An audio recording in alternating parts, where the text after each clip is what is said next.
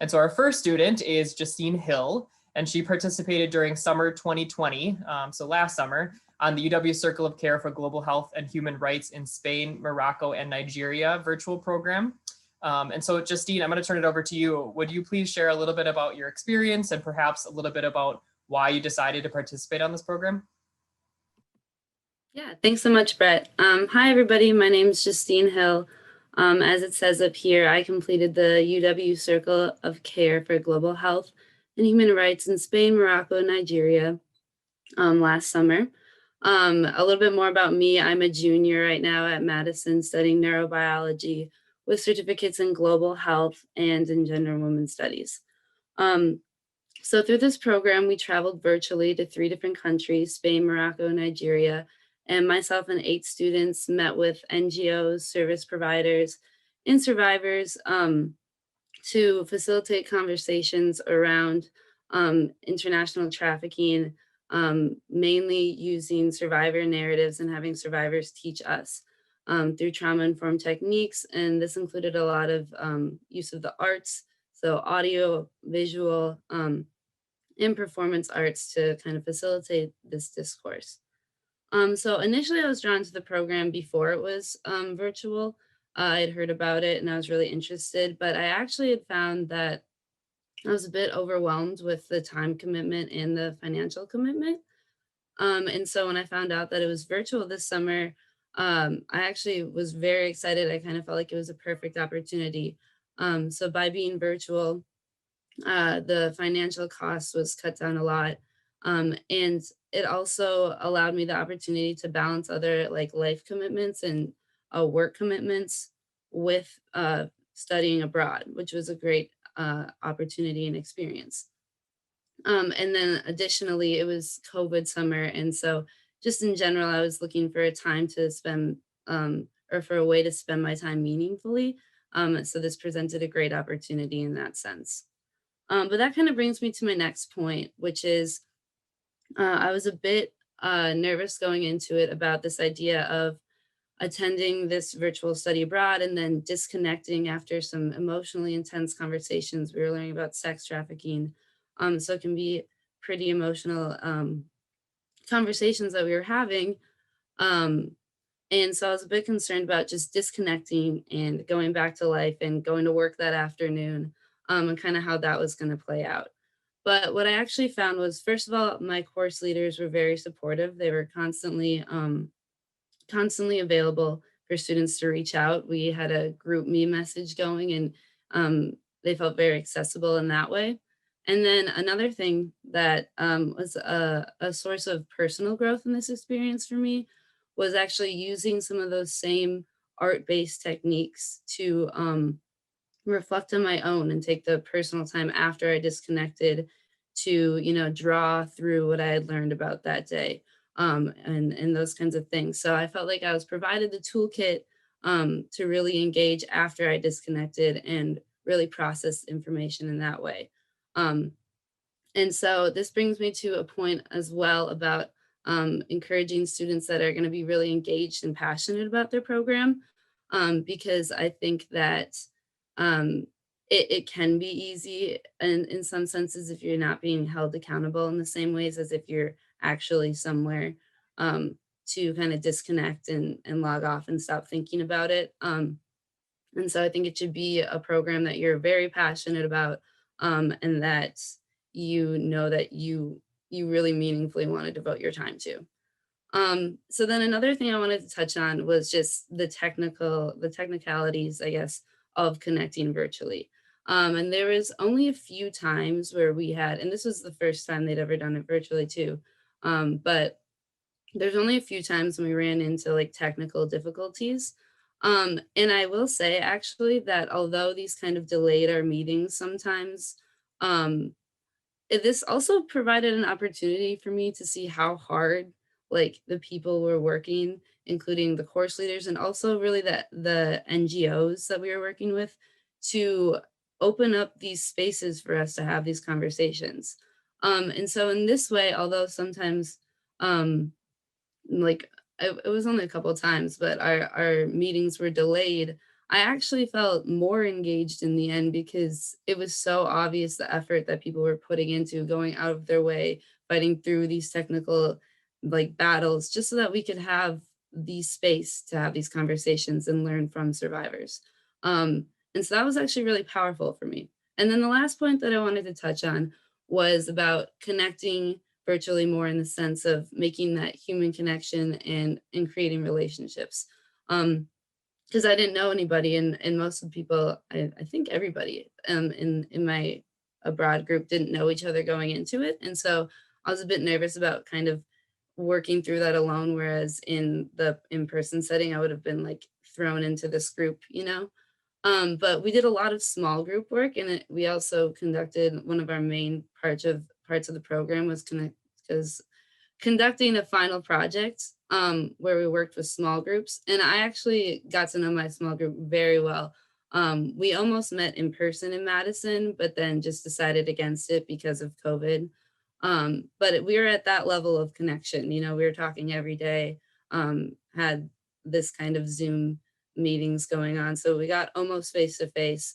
So I really wanted to touch on that because it's not as isolating as it seems like it would be. And in addition to that, the course instructors are really available, maybe in ways where they wouldn't be available in person, right? Like being able to just hop into office hours and have private conversations when it works best for me and when I can and when the course instructors can is a unique thing about online learning in general.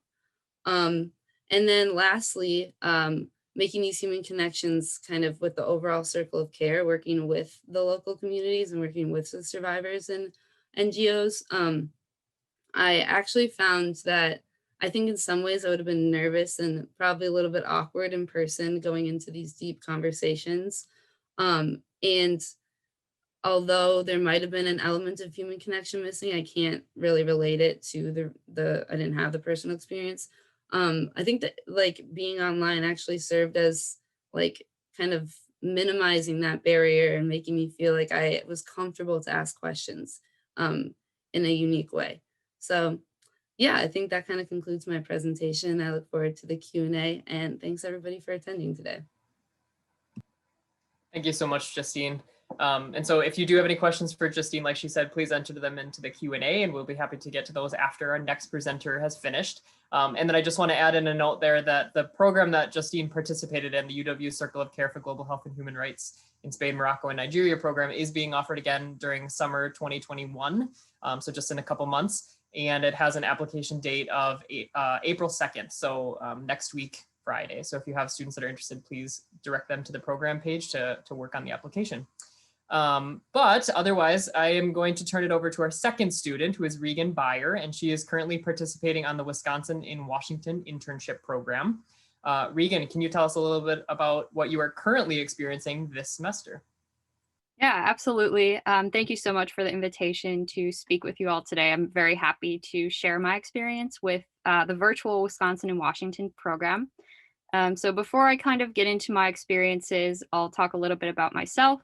I'm currently in my final semester at UW. I was not feeling sad about graduating until last weekend when the spring vibes on campus were just immaculate. And I was like, oh man, this is hitting me a little bit harder this weekend. So I will be graduating on May 8th.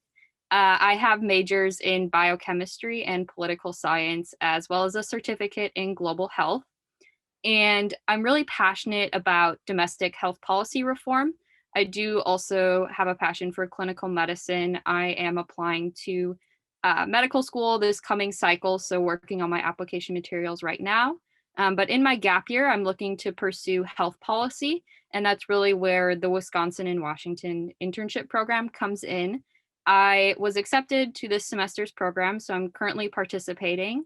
And my internship is with the National Center for Health Research, which is a nonprofit think tank based in DC that looks at existing health policy data and makes recommendations to both patients and consumers of healthcare.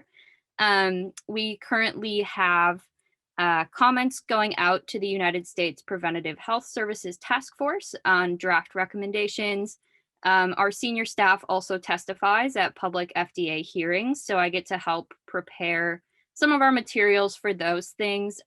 We did comment on the J&J vaccine, so I did help with some materials there. And I recently prepared a comment on updated gestational diabetes screening in asymptomatic women. So I've really had this awesome experience, and so far it's been fantastic. So I'll preface this all by saying I've really loved the Wisconsin and Washington program. So I applied for Wisconsin and Washington after hearing about it from Joel Clark, who is an advisor in the poli-sci department. I also took his careers course last semester, and he raves about Wisconsin and Washington, and I was really excited every time I heard him talk about it, so I decided to apply. I will also be a little bit selfish in saying that I needed 12 upper level poli-sci credits to graduate, and that is what this program offers. So it was like this nice culminating experience for my final semester, in that I had already finished up my biochem degree in the fall. So Wisconsin and Washington was like this nice cherry on top opportunity to wrap up my poli-sci degree as well.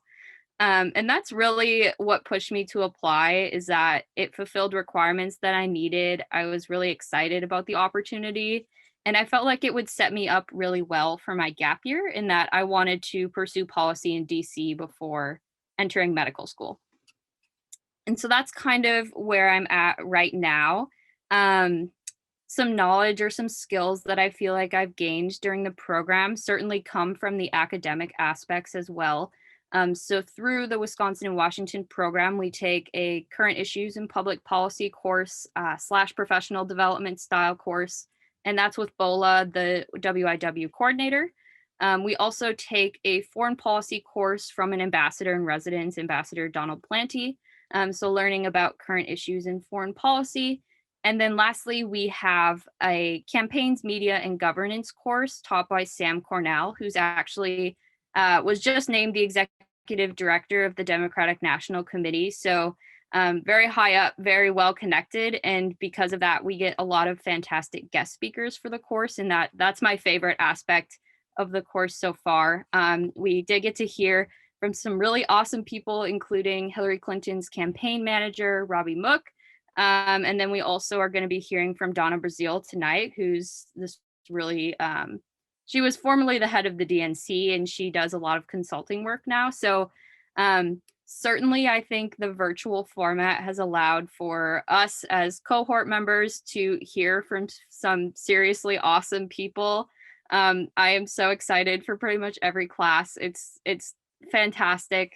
And I will also say that the networking through the virtual setting is awesome.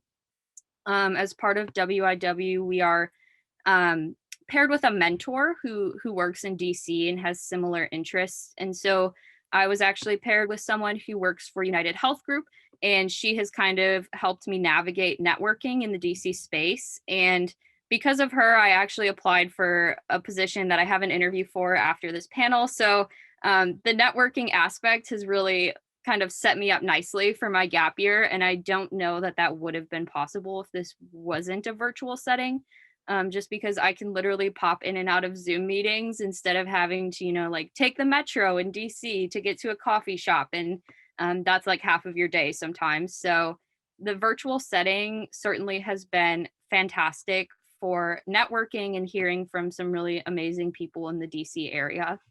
I really have no complaints about the virtual Wisconsin and Washington program, other than I'm not in DC and I really love DC.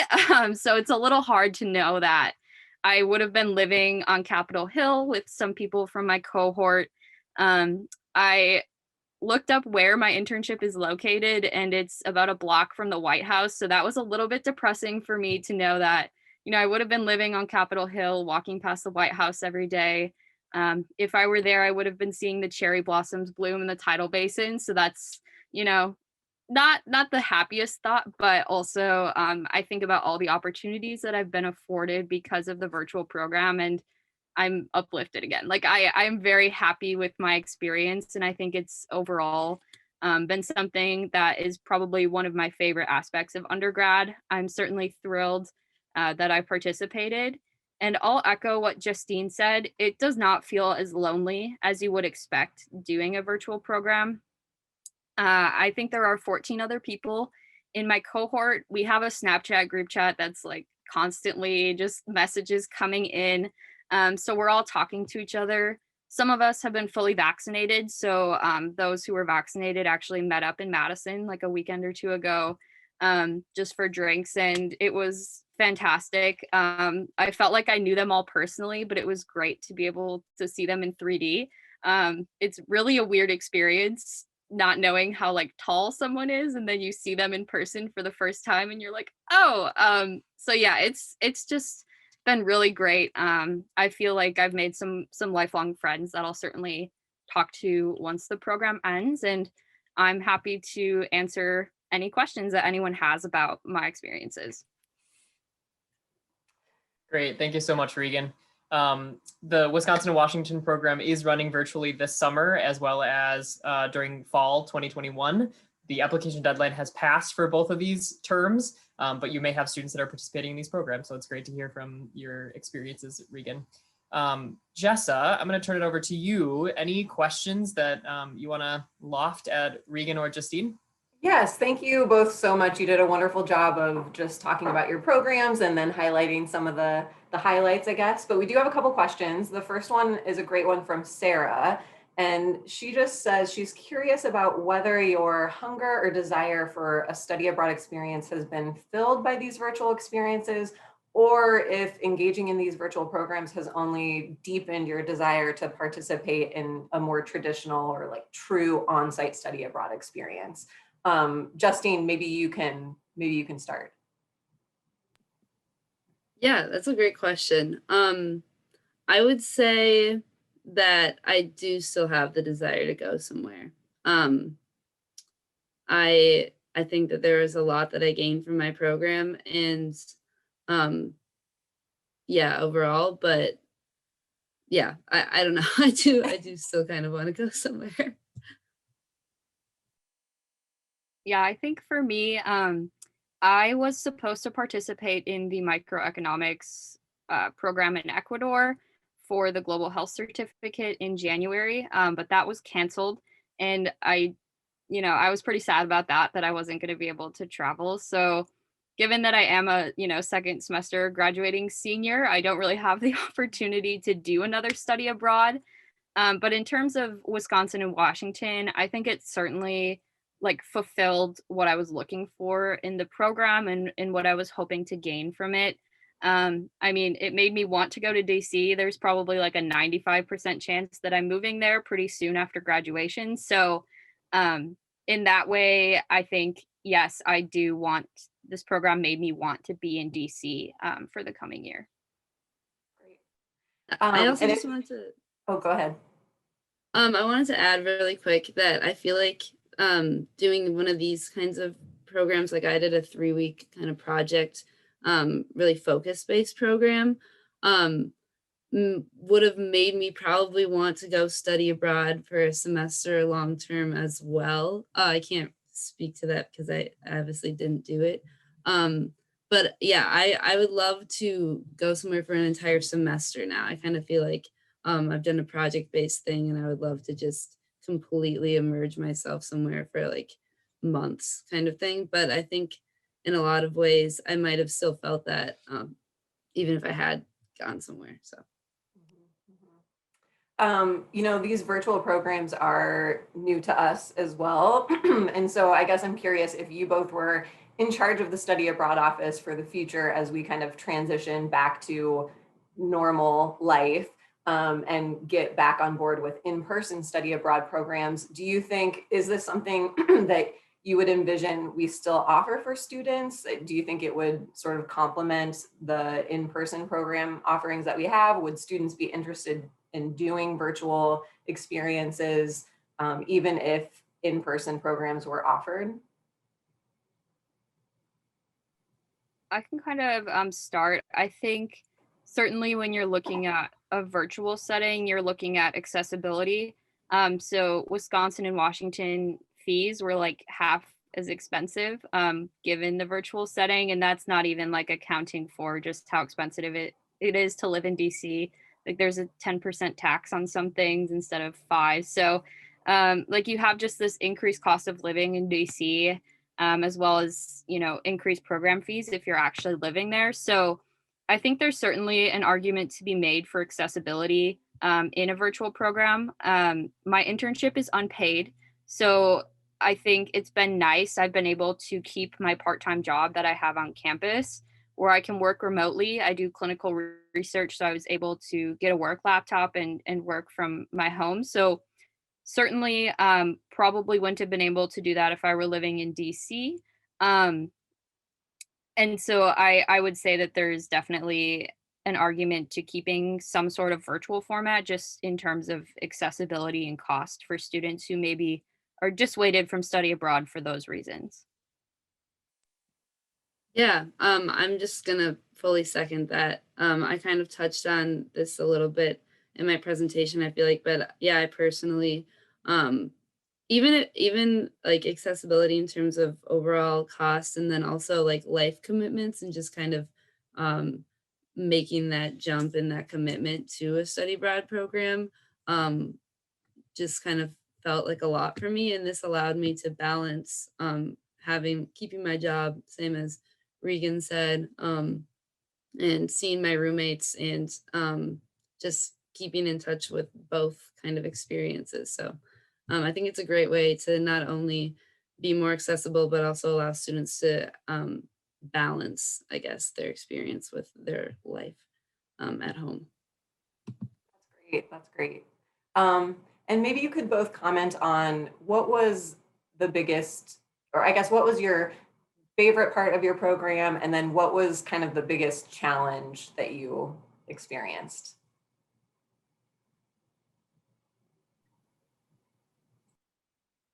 I think my favorite part of the program has just been like meeting some really awesome people. Like Sam Cornale is fantastic. I love going to his class every day. Like I have it tonight and I'm just so excited.